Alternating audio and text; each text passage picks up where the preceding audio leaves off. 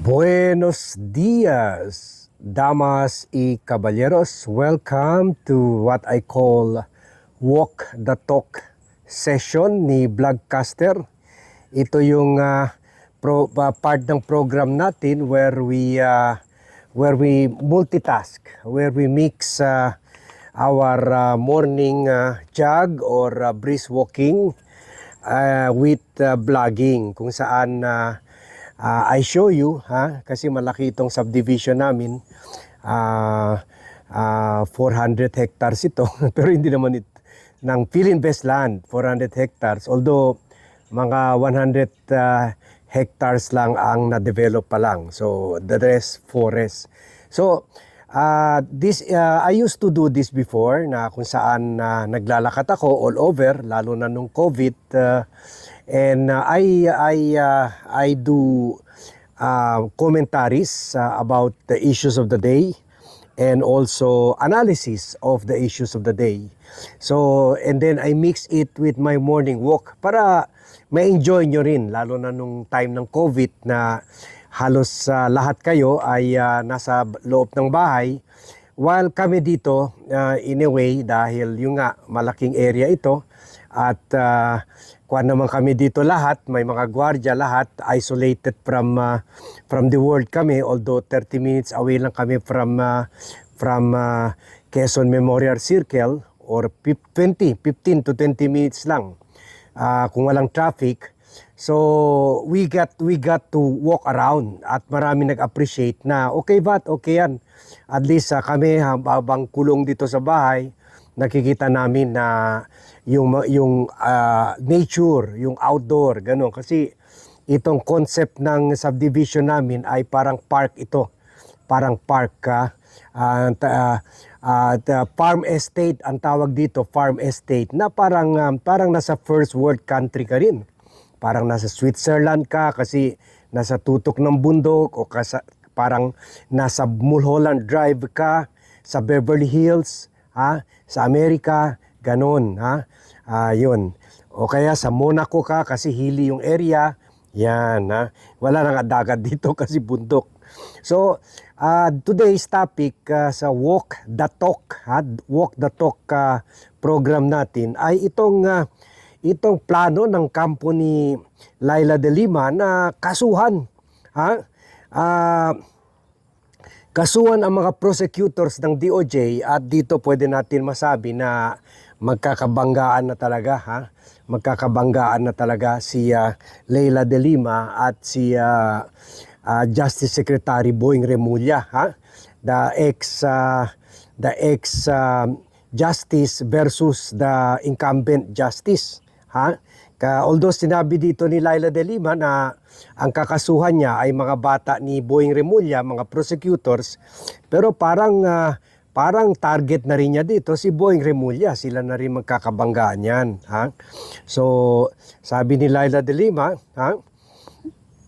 na sobra na itong ginagawa sa kanya ng mga prosecutor, na tapos na nga yung kaso niya, na-serve na nga siya ng 3 years, ng 7 years, nag-serve na nga siya ng 7 years, at naka-double jeopardy na nga siya kasi 2 beses na ni-rule ng judge yung kaso niya na wala talagang siyang sabit. Pero dahil nag-MR, so baka triple jeopardy pa, triple. Parang pangatlong beses siya nililitis na hindi naman labag naman sa batas ng bansa. So, sabi ni Leila de Lima, and I quote, "I don't understand what the prosecution is trying to do.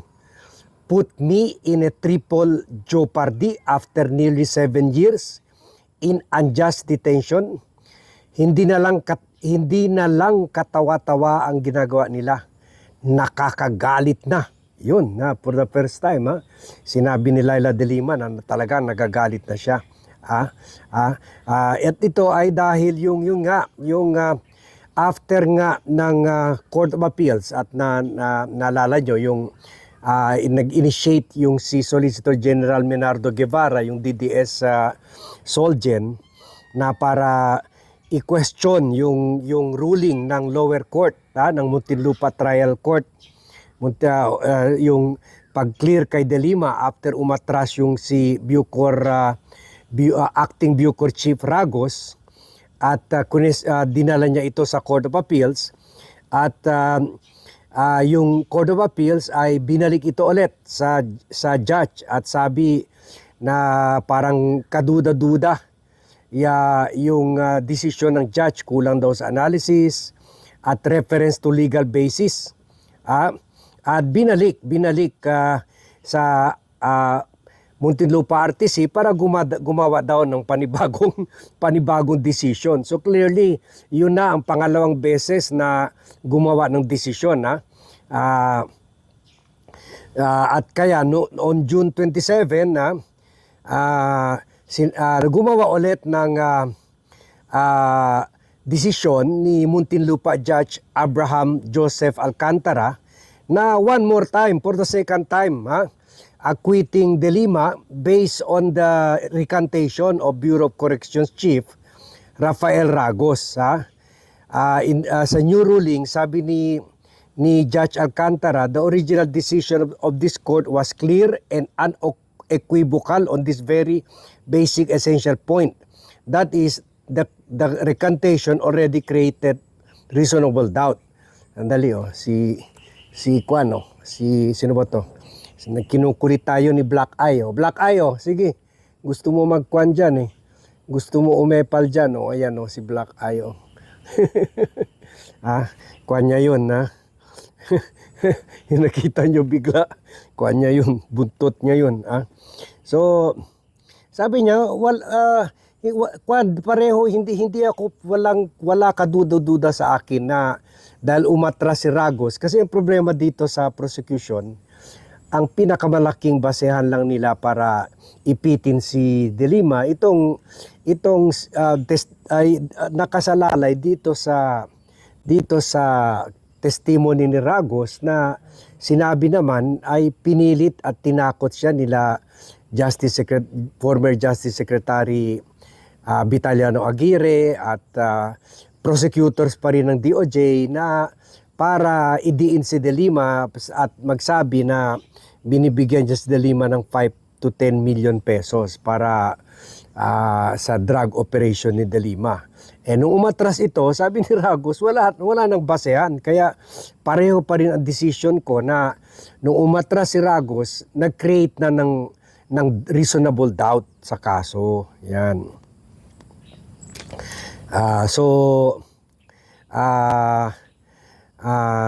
Sabi pa niya, kaya sabi ni De Lima, bakit nag-rule na ulit si Ragos? Bakit hinahabol nyo pa ako? So yan ang kwan. Later on, siguro maglakad na tayo kasi baka uulan. Later on, gagawa tayo ng analysis on data o bakit na ginagawa ito. Again. So dapat nga ituloy ni Leila De Lima ang kaso. So mag-proceed na tayo. I just want to read my notes from De Lima. Mag-proceed na tayo and I'll show you a little bit of my garden, lalo na yung mga bagong subscribers. So eto, I'll show you a little bit area. Ayan, andito tayo sa garden area. Okay. Ayan, So, nakikita nyo may mga golf balls kasi dito nagpa-practice dati yung anak ko na member ng junior golf. Ng golf practice. So, parang putting green namin ginawa ito. Mini golf driving range. Ngayon nagkahilig niya bike na, bike. Yan. Yan ang garden natin, dati dito nagsimula ang Vlogcaster channel. Nagsimula tayo gumawa ng vlogs about gardening kasi hindi na nakapunta yung gardener dito nung COVID. Laking probinsya naman tayo ang gumawa ng gardening. So yung mga ilan dyan, tayo ang nagtanim. Yan. Pero ngayon napabayaan na dahil siyempre obviously andito na sa vlogging si Vat. So yan, yan pala. Yan. Yung tutok doon, yung pinakataas doon, doon ang vlogging office. Ha? Yung makita nyo na may mga halaman, yun ang vlogging office. Yan, ha? So sa fourth floor tayo. Sa fourth floor, sa tutok ng bundok pa. Di ba? Tapos dyan yung view pinapakita ko sa inyo ng bundok, ng kwan, ng mga foggy environment. O yan pinapakita ko bundok from time to time. O yan. Diyan tayo, ha. So nakikita nyo gaano rin ka-relaxing ang lugar ni Bat dito. Yan, ito mulberry tree, ha. O yan, no. Meron pa mga mulberry fruit, ha. Meron pa kami 750 square meter lot sa likod na kwan naman na vacant at may mga mangga, may mga durian even. Durian trees at marang, and then mangga, ang daming mangga. Na-harvest na namin. Ayan. At mayroon na nga yung marang, rambutan, star apple, mango apple, yan. So, yan, ha. So, dito, itong lugar ni Bat, itong planted during COVID pa. Tayo pa nagtanim yan, ha. Diyan nagsimula yung plantito vlog sana ang ginawa natin noon. Yan mga pine tree, ha. Tinanim yan nung COVID. Tayo pa nagtanim yan. At itong mga bato, tayo pa naglagay nitong mga bato, ha. Siyempre kasama yung mga workers ko dito, pero ako ang nag-design yan, ha. May ginawa yung landscaper, pero nung COVID binago natin. Wala tayong balak sana mapunta sa political vlogging.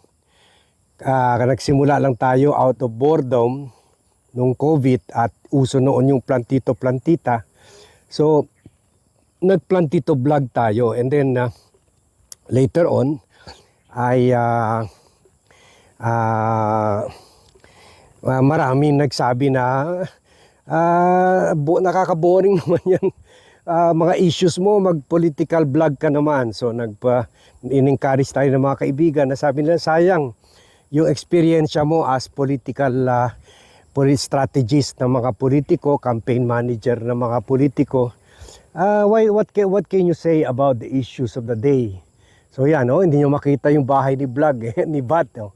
Ayan, kuwan talaga, forested land talaga kami dito. Kaya we really love this place. So may mga kambing pa, hindi sa atin yan. So kaya yun, nung political commentaries tayo, yun nagsimula ng dumami yung from a few hundreds to ngayon na thousands na talaga, 100,000. So thank you. So eto na, wala na, nakalimutan na ang plantito vlogs. Uso kasi yun noon nung COVID, di ba? Lahat na lang naging plantito eh. So in fact, marami pa akong roses, hindi ko na naipakita sa inyo pala. Kahit doon sa fourth floor, meron rin mga roses, pero wala, napabayaan na rin. Hindi na namumulaklak. Tingnan nyo, may fog, ang ganda, di ba? May fog, doon, ganyan kami parati dito. Yan, foggy environment. Sana hindi umulan, okay? So, yan, ito kay Delima, as we were saying kanina. So, I think she should really take action kasi papunta na double jeopardy na nga siya. Nakulong na nga siya ng 7 years. At ngayon, na double jeopardy na at na triple jeopardy pa. Ano ba talagang gustong gawin ng kampo nila Boying Remulla? Ano bang galit nila kay Delima? Alam nyo, pinahamak pa nga nila si Delima eh. Kasi nung pumasok ang mga Marcoses at okay pa ang unit team, mantakin nyo, kinausap ni Boying si si De Lima na sinabi, bibigyan ka pardon ni President Marcos. Kaya lang, aminin mo muna na guilty ka. Kung guilty ka na at na-convict ka na, ipardon ka ni Marcos. Sabi ni De Lima, sa iba yung medyo mahinang loob, tinanggap na nila yung offer. Pero si De Lima, sabi ni De Lima, hindi. Ba't ako aamin na totoo yung paratang sa akin? Ba't ako aamin na gumagawa ako ng illegal drug activities? Hindi naman totoo. So buti na lang hindi bumigay si De Lima. Otherwise, kung bumigay siya, mga na-serve lang sana siya, mga 5 years in jail. Pero umabot pa ng 7 years. Dahil nga, maprinsipyo si De Lima at hindi naman siya guilty. So, nakikita nyo yung pattern na pahamag talaga ito si Boying. Akala ko gaya sa akin nung na heart operation at nabigyan ng new life, bonus life, magbago na ito. Pero hindi, ganun pa rin eh. So either na out of pride niya na hindi niya matanggap na nanalo si De Lima, out na si De Lima at pumalpak yung offer niya, or yung sinabi natin kahapon, sinasabotahe lang talaga niya. Ito yung clubhouse namin, under repair ngayon, pero subukan natin tingnan kasi maganda yung fog. At ito yung swimming pool. Yan, namin. Bali 3 stories siya pababa. Pwede mag-events dito sa taas. Pwede rin mag-events dyan sa baba. Yan. Yan ang house. Okay. At tingnan natin yung view dito. Dito yung town of San Mateo, Rizal. Kaya dito makita nyo gaano kami kataas. O yun, foggy rin. Foggy rin yung lugar na yan. Foggy. O yan. Tingnan, ganda, di ba? No? Ganyan yan, whole day. Lalo na kung umuulan-ulan. Foggy. Ha? Tingnan, ganda, di ba? Yan, nakikita ni Vlogcaster every day. Every day. Kaya kung pagod na tayo, minsan nagpo-post tayo and then titingnan yung view and then matulog o mag-siesta sa kwan natin sa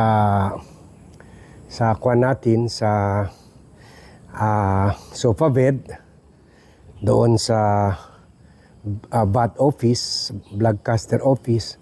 O ganyan yung mga bahay dito, yung nasa gilid ng bundok na mga 4 stories usually na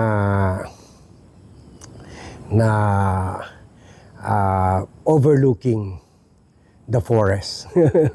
Overlooking the forest. Yan, ha. Yan, bahay yan ng judge. Mabait yan. Mahilig niyan magkwan, ha? Marathon. Umaabot all the way sa France, ha? Mag-marathon lang, ha? Ayan, France. Meron naman kami dito mga neighbor, pupunta yung Europe para sumali lang sa mga motorcycle races. Yan, iba, no? Iba ang tripping, ha? Ayan. Ha? Pero, ha? Kaisa-isa lang vlogger dito. To-eats. O ayan, sige, papunta tayo sa labas. Pasensya na kayo, siguro napapansin nyo, parang humihingal tayo. Iyan ay dahil may asthma si Vad at meron pang COPD. Chronic obstructive pulmonary disease. Chronic obstructive. Ayan, nasobrahan tayo sa sigarilyo noon, kaya meron tayo inhaler ngayon. we can still breathe naman. At hindi pa yung iba na, o yun, tingnan nyo ibang mga bahay, o ganyan dito ha, ganyan dito. Parang yung nakikita nyo sa Los Angeles, nakikita nyo sa Sydney Harbor, sa Australia, Harbor, sabi nila, Sydney Harbor. At sa Mulholland Drive, Hollywood. Ayan, mga ganyan yung mga bahay na nasa gilid ng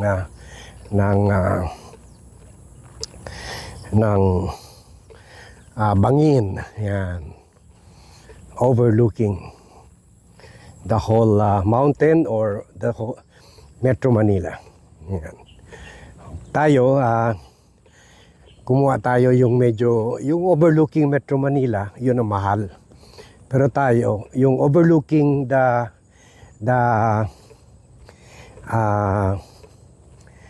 mountains ay medyo mura. Pero ako naman, kinuha namin yung overlooking the mountains kasi I find viewing Manila to be stressful. Although kung sa roof deck, dati nakikita ko rin ang Metro Manila. Kaso lang ngayon, nagsilakihan na yung mga puno, hindi ko na nakikita yung Manila from the broadcaster office. O yan, no? Yan, mga bahay dito. Kita nyo yan. Puro kwan siya, puro matataas talaga. Meron pa nga dito 6-story ng dating official ng City Hall. Kasama ni Herbert Bautista sa City Hall. Ayan, ito, bago lang. Ganyan mga klase ng mga bahay dito. Asian, modern Asian design tawag nila. Yan. Okay, labas na tayo. So, yan ha. So, this is my world. Ha? And magsanay na kayo dito kasi most of the time kulang talaga yung panahon ko sa vlogging. Kaya ganito lang gagawin natin, multitasking para marami naman tayong issue na makokoveran. Kasi maraming issue na dumadaan na hindi na lang natin na di-discuss, ha? Kaya this is necessary para maka-discuss tayo ng maraming issues because I multitask. Tulad ngayon, nag-brisk walking na ako. Ang target natin 6,000 steps every time maglakad tayo. Mga 1 hour or more than an hour. Oh no, parang umulan na. So, sige lang, tuloy lang. Okay, so back to Delima. So, kahit ako, I find it so confusing kung bakit morning. Kung bakit ganun, kung bakit yung pambato pa natin sa impeachment trial, yung pa ang ginugulo. And at the worst time, kasi by this time, syempre, busy na si Delima. Dapat ang mind din ni Delima ay doon na lang sa start of the impeachment trial. Kasi expected talaga yan, every step of the way. Parang yung nangyari sa impeachment ni Joseph Estrada. Every step of the way, yung kahit sabihin natin matuloy yung trial, pero tatagal yan. Why? Lahat ng ebidensya ipipresenta ng prosecution, kung matuloy, yan pa nga ang problema, papatay nila bago matuloy. Every step of the way, lahat ng ebidensya, siguro kahit isang bond paper lang ipipresenta, i-oppose yan ng prosecution. Mark my word. Para yan nangyari doon kay yung Jose Fidal account na pinigil i-open ng mga defense. Good morning. Pinigil i-open ng mga ng depensa. Ha? So siguro hindi nyo na nakilala yung nag-greet sa akin. Dating kwan yun, NBA. NBA, PBA ba or NBA na basketball player noon. Bilib ako doon. Naglalakad yun ng mga high bundok dito.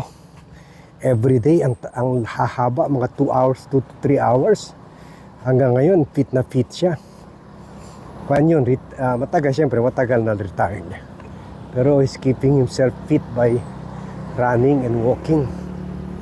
Ayan, ito pa. So, kwan kami dito. 5 kami subdivision dito. O 6 na ata, 6. 6 na subdivision, lahat may clubhouse. At isa lang tayo sa mga subdivisions dito. So, siguro nakita nyo na yung lugar ni VAT, pero okay lang, marami namang gwardiya dito. Very safe ako dito. Welcome rin dito pumunta. Marami dito pupunta na sa San Mateo Rizal tayo. Marami dito pupunta nagja-jogging and walking. And ito na nga ang kinikilala nila biking capital of the Philippines. Kasi marami rin mga bikers pupunta rito. Dito sila gumagawa ng competitions nila. So yan, as we were saying, every step of the way, i-oppose yan ng defense. Kaya this is sila dyan. Hanggang halos kayo, mabat trip na kayo, di ba, sa Quadcom, napansin nyo. Dahil wala gaano kumukontra, maandali-dali magpresenta ng mga ebidensya. Pero dito sa trial, gagawin lahat ng depensa. Siyempre dapat worth it yung sinabi ni Attorney Falsis na tumanggap ng 40 million acceptance fee ang mga law firms and 10 million a month sa legal defense kay Sara na mga law firms dyan. So yan ang challenge na kaya dapat sana hindi tayo makapiright dyan. Face YouTube. No intention to umalis na lang tayo, lumayo tayo. Ewan ko mga tao, sarap-sarap ng nature dito. Nagdadala pa ng mga speakers. Ang sarap-sarap pakinggan yung uni ng ibon. Nadala pa ng mga speakers. So yan, sige, balik tayo doon para kompleto ang kwan natin, ang ikot natin. So yan, kita nyo ang daming bikers. Ulan pa ito ngayon. Kung hindi ulan, mas marami pa yan. Puno ito, halos, ng mga bikers. Tingnan nyo, deeply forested land kami. Bihira ng lugar dito sa Pilipinas, lalo na dito sa near Metro Manila na ganitong lugar. Kaya love na love namin ito. Nasa tutok na ng bundok. Thickly ang kapal. Forested pa. So this is just the way we like it. Yan. Ano ba ngayon? Thursday, padami na naman yan ng tao towards the weekend. So yan. So dapat sana ang gagawin ng DOJ ay tulungan pa nila. Hello, sayang di ko dala wallet ko. Sarap siguro niyan. Bukas.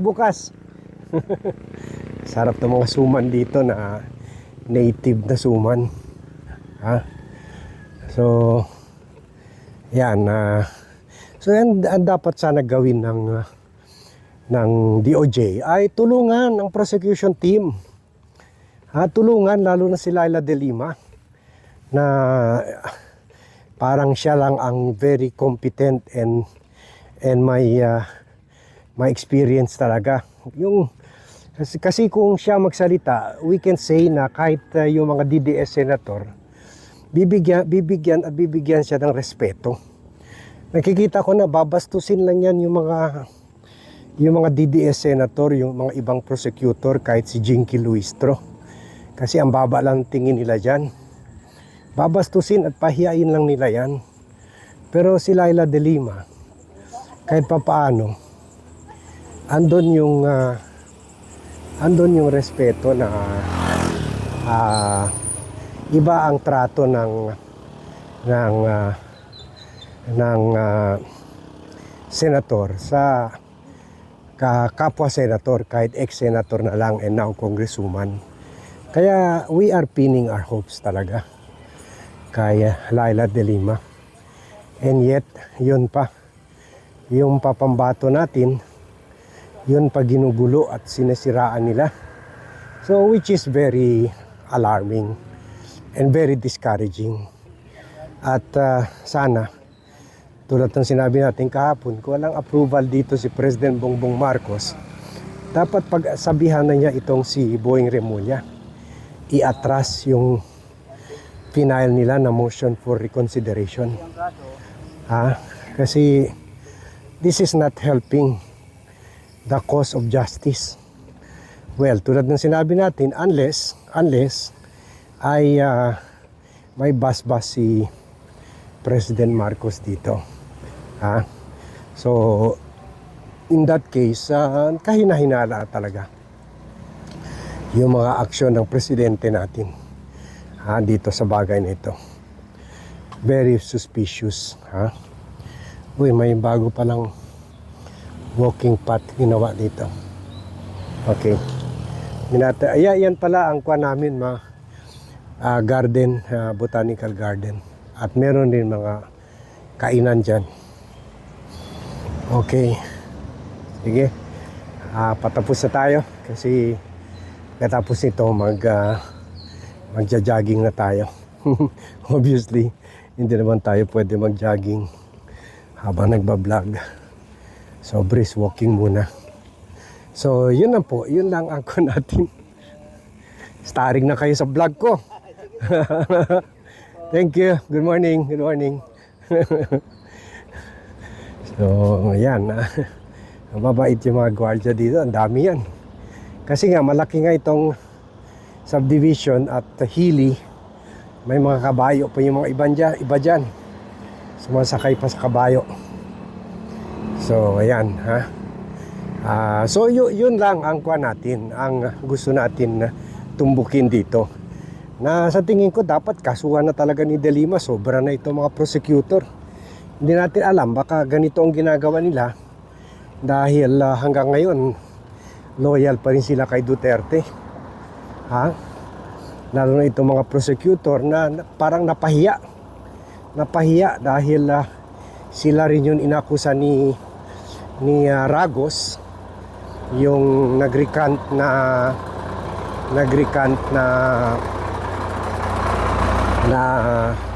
witness na dating acting Bucor chief, na may mga prosecutors at si Aguirre ang nag-threaten sa kanya na papatayin siya kung hindi niya ididiin at gumawa ng false witness laban kay De Lima. So, pero they are doing a great disservice to the country. Kasi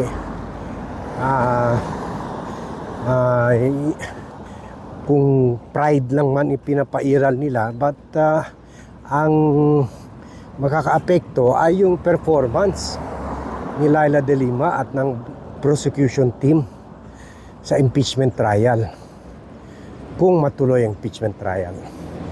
So sige, hanggang dito muna tayo. Thank you very much again for joining me in this vlog. and for joining me in our walk the talk. At tuloy na yung pool exercise ko. So thank you again for watching, and makikita tayo ulit sa mga series of vlogs within the day. So again, this is a vlogcaster ending our first walk the talk session for this year, for 2025, kasi matagal na natin hindi ginawa ito. So mucho gracias a todos, and see you in my next vlog.